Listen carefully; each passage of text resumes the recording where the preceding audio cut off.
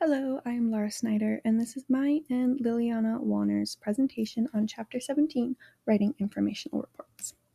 An informational report presents facts, data, and details clearly without personal opinions, arguments, or persuasion. It is often used to inform and provide direct information in business. This writing process is similar to those used in other types of technical writing. It includes synthesizing materials from other sources. On page 465, the text says, "As with any type of writing, you should begin by analyzing your audience. If your informational report is being written for a non-technical audience, you will want to use terminology that a general audience will understand and define any important terms that they may be unfamiliar with." This falls under the planning step, as you are recognizing your audience and adjusting your writing to fit their needs. The next step is drafting, which sometimes occurs on site. One example of this might be an engineer using a tablet to draft a report as they walk through a site. Next comes revising, which is an important step that allows you to reword and rewrite. It is vital to look over your work and add needed adjustments so that the final draft is error-free. Editing falls under revising, as it is a continuation of this last step. Lastly, you should proofread the final draft. These steps of the writing process will help create a clear and informational report. Informational reports are very important because they are used in healthcare, business, science, technical writing, and other areas. They help decision makers understand facts before making a choice. An example of this might be an emergency room. The wait time for patients is too long, but before making a decision, the hospital advisors need clear data. Using an informational report would help organize wait times, amount of patients, staffing patterns, and trends throughout the day. The report helps establish the root cause of the issues and aid the leaders in making a decision to combat the problem. In writing directives, you want to explain why the policy is desirable, or at least why it is necessary. As stated in Chapter 17, page 467, you are most persuasive when you present clear, compelling evidence in the form of common sense arguments, numerical data, and examples. When you consider opposing arguments effectively, and when you present yourself as cooperative, moderate, fair-minded, and modest. If appropriate, include arguments that appeal to your readers' broader sense of security, recognition, and personal and professional growth, and connectedness. Think about your phrasing and the points you are trying to get across. How effective is your tone and language? Is your audience convinced by your presentation? According to the text, a field report is a common kind of informational report that describes inspections, maintenance, and site studies. Such reports, often known as field reports, explain problems, methods, results, and conclusions, but they de-emphasize methods and can include recommendations. This is an example of a field report. It details the project and subject as well as a summary. In the book, there is also a provided example with similar components. There is a stated purpose along with a summary and conclusion. Sometimes informal reports include recommendations, like in the book. The book states, when you write a field report, you should answer the following 6 questions. What is the purpose of the report? What are the main points covered in the report? What were the problems leading to the decision to perform the procedure? What methods were used? What were the results? And what do the results mean? If appropriate, also discuss what you think should be done next. The book refers to a progress report as describing an ongoing project, while a status report, sometimes called an activity report, describes the entire range of operations of a department or division.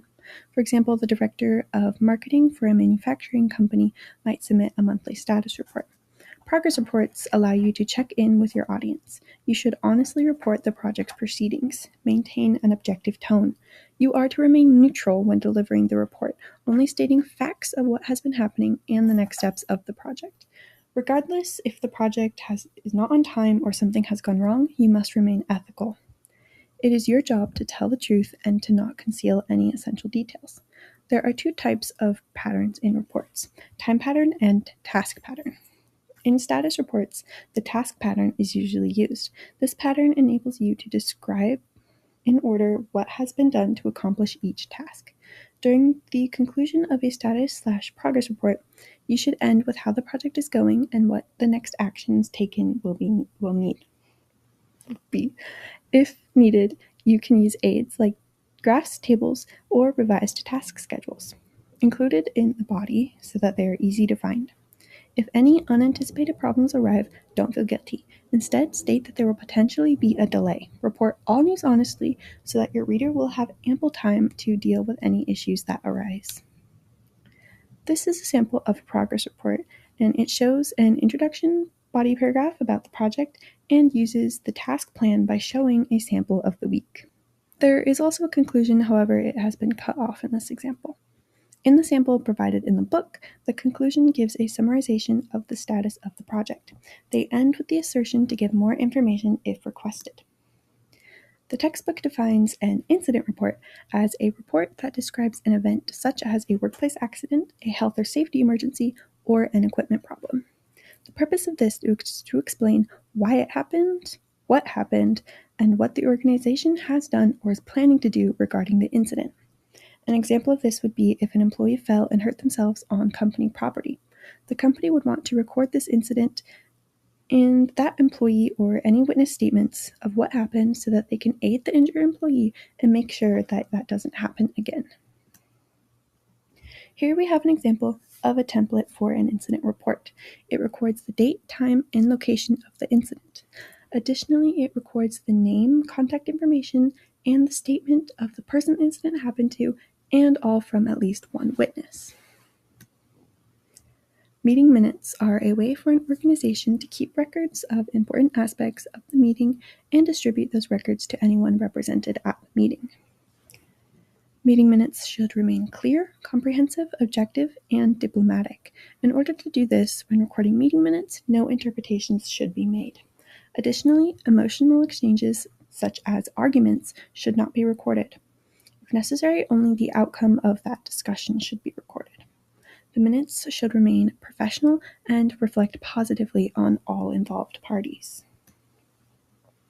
This sample sheet shows all the basic subjects that need to be recorded for proper meeting minutes, starting with the date, time, and location of the meeting and who the meeting was requested by. The other main sections should be the meeting attendees, the agenda, an overview of the discussion, and any action items. At the end of the meeting minutes, the next meeting that is required and the next steps should be recorded as well. Here is the AI statement stating that neither Liliana nor I used any AI tools or technology when making this presentation. And that is all. Thank you all so much for watching, and we are looking forward to reading your responses to our questions. And honestly, just let us know if there is anything you would like to tell us.